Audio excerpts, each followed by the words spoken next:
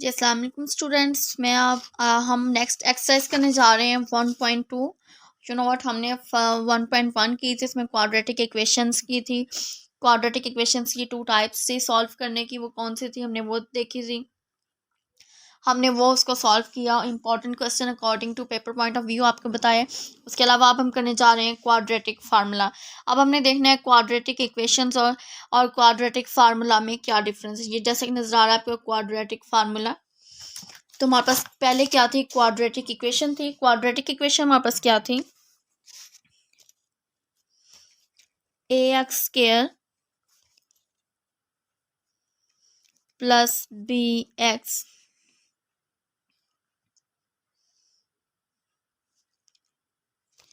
Plus c is equal to 0। इसमें क्या था हमारे पास, a is not equal to 0 होगा।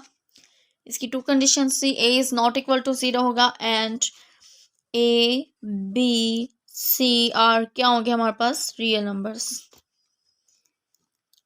ठीक है, हाँ बस यही कंडीशन थी, क्वाड्रेटिक इक्वेशन थी ये हमारे पास। अब हमारे पास है quadratic formula, same as it is ऐसे ही है। क्वाड्रेटिक फार्मूला, जब हम क्वाड्रेटिक इक्वेशन को, इस इक्वेशन को कंप्लीटिंग द स्क्वायर के मेथड से सॉल्व करेंगे तो हमारे पास ये क्वाड्रेटिक फार्मूला आ जाएगा, जो कि हमारे पास ये होगा -b plus minus b² minus 4ac over 2a। ठीक है, सपोज कर लेते हैं कि यस x के इक्विवेलेंट है। ठीक है, इसमें हमारे पास क्या है, ये हमारे पास आया क्वाड्रेटिक फार्मूला। ये कैसे आया, क्वाड्रेटिक इक्वेशन को जब कंप्लीटिंग द स्क्वायर के मेथड से सॉल्व करेंगे तो हमारे पास ये क्वाड्रेटिक फार्मूला ड्राइव होगा।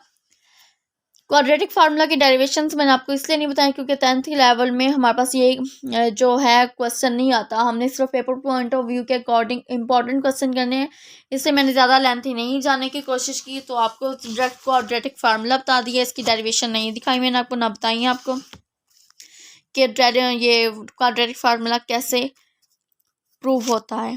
ठीक है, इसमें भी हमारे पास क्वाड्रेटिक इक्वेशन में कंडीशन थी a is not equal to 0, same as it is इसमें भी हमारे पास यही कंडीशन है, a is not equal to 0, then it is called quadratic formula.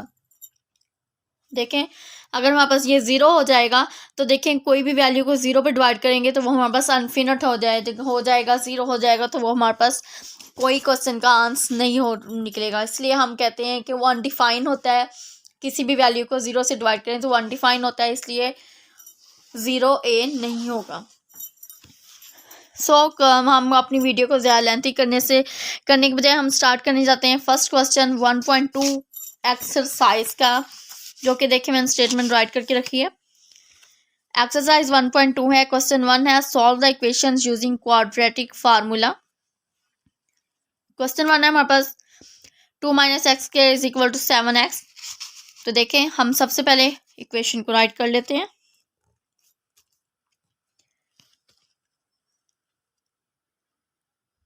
To minus x² is equal to 7x। देखिए, हमने 7x को हम ज़रा 0 राइट करते हैं।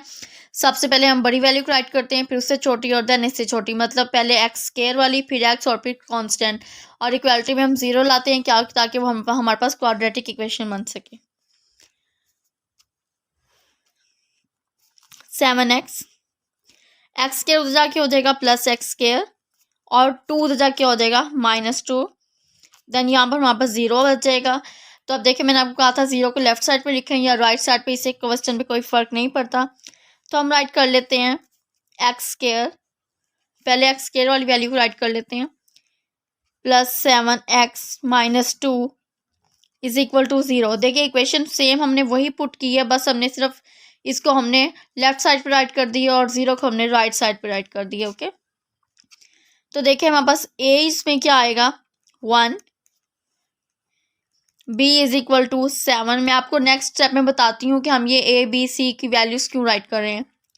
a की वैल्यू हमारे पास आएगी x² के कोफिशिएंट के साथ जो भी होगा, x के साथ जो भी कोफिशिएंट होगा वो a की वैल्यू होगी, x के साथ जो कोफिशिएंट होगा वो b की वैल्यू होगी, और यहाँ पर जो कांस्टेंट होगा वो c की वैल्यू होगी। तो c is equal to -2। With sign हमने उठानी है ये वैल्यूज, ठीक है। +7 +1, अगर यहाँ पे माइनस होता है या यहाँ पे होता तो हमने यहाँ पर 7 पुट करना था। तो हमने यूज करना है क्वाड्रेटिक फार्मूला, तो वो हम यहाँ पे राइट कर देते हैं। Quadratic formula, then quadratic formula हमारे पास क्या है, अभी हमने ऊपर देखा है, -b + -b² -4ac over 2a। देखें हमने इसमें a b c तीनों वैल्यूज यूज हो रही हैं और इसी की हमने वैल्यूज ऑलरेडी इस इक्वेशंस में से निकालनी है। तो हम यहाँ पे पुट करेंगे, put the values, put values in formula.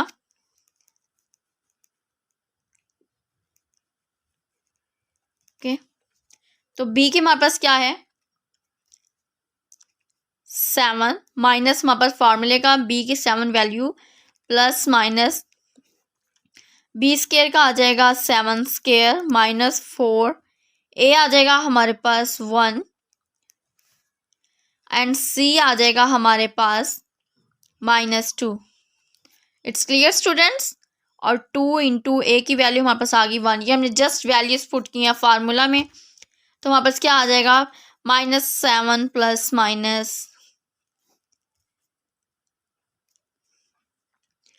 -49 + h over में आ जाएगा जी 2। तो हमारे पास क्या आएगा -7 + इन दोनों को प्लस करेंगे तो हमारे पास क्या आ जाएगा 57/2। अब हम देखो इसको मजीद सॉल्व करने की कोशिश करें तो हमारे पास कोई सोल्यूशन नहीं आता, तो इसलिए हमारे पास यही इसका आंसर हो जाएगा। ओके, देखा आपने कितना इजी मेथड था, कितना इजी क्वेश्चन था, हमने कितने शॉर्टकट मेथड से किया। ये देखें हमने 2 लाइंस में उसको सॉल्व कर लिया। इसी तरह हम नेक्स्ट क्वेश्चन करेंगे। नेक्स्ट क्वेश्चन भी बहुत इजी है और वो इम्पॉर्टेंट क्वेश्चन है according to paper point of view, वो पेपर में आता है, मोस्टली आता है। ओके स्टूडेंट्स, अब 1.2 का क्वेश्चन नंबर 3 है हमारे पास, जो कि √3 x² + x = 4 √3 और पेपर पॉइंट ऑफ व्यू के अकॉर्डिंग बहुत इंपॉर्टेंट क्वेश्चन है, बहुत बार पेपर में आ चुका है, आपने लाजमी प्रैक्टिस कर लेनी है, मे बी आपको भी आ जाए। सो सबसे पहले हम स्टेटमेंट राइट करेंगे 3x² + x = 4 √3। सबसे पहले हम स्टेटमेंट को राइट कर लेंगे, रीअरेंज कर लेंगे स्टेटमेंट को। देखिए थोड़ा सा ब्लर हो रहा है कैमरा, मैं ज़रा क्लियर करती हूँ इसको थोड़ा सा, ताकि आपको क्लियरली नजर आ सके। देखिए यहाँ पर हो गया। अब हम क्या करेंगे, इसको थोड़ा सा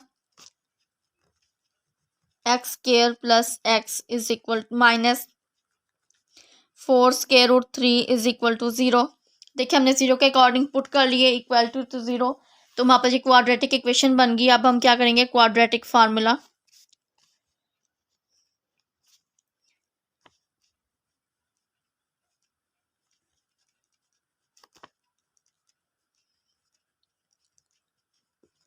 जो कि हमारे पास क्या है -b + -√b² -4ac over 2a। Okay, ये हमारे पास है quadratic formula.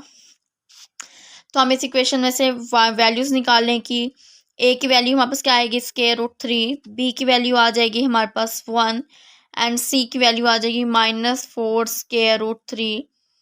Putting the volume values in formula, putting values in formula क्या आ जाएगा -b का आ जाएगा 1 प्लस b का आ जाएगा 1 का स्केयर -4, a का आ जाएगा √3, c का आ जाएगा -4 √3 ओवर 2, a का आ जाएगा यहाँ पर हमारे पास 1, सॉरी √3 है हमारे पास। ओके, √3। तो अब हम इसको सॉल्व करेंगे। देखें तो क्या आ जाएगा -1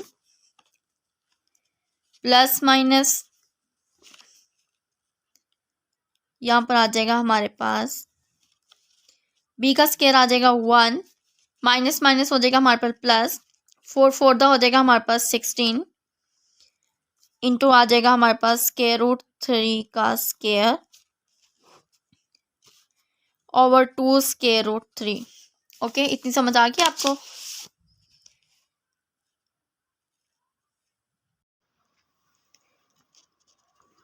सिक्सटीन को 3 से मल्टीप्लाई करना है। यहाँ पर हमने 16 को 3 से मल्टीप्लाई करेंगे, 3 6 18 हो जाएगा, और 3 1 4 और 1 क्या हो जाएगा, 3 और 1 हो जाएगा 48।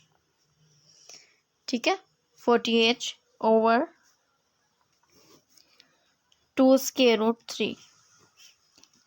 अब इसको सॉल्व करेंगे, -1 प्लस माइनस, ये हमारे पास आ जाएगा 49 ओवर 2 √3, ये आ जाएगा। अब हम क्या करेंगे, -1, एक बार इसको प्लस में राइट कर लेंगे, 49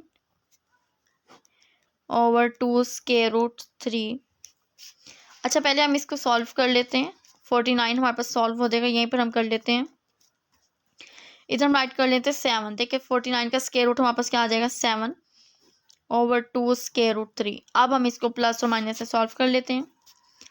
-1 plus 7 over 2 √3 and -1 minus 7 over 2 √3। तो यहाँ पर आ जाएगा 6 ओवर 2 √3, और यहाँ पर आ जाएगा -8 ओवर 2 √3।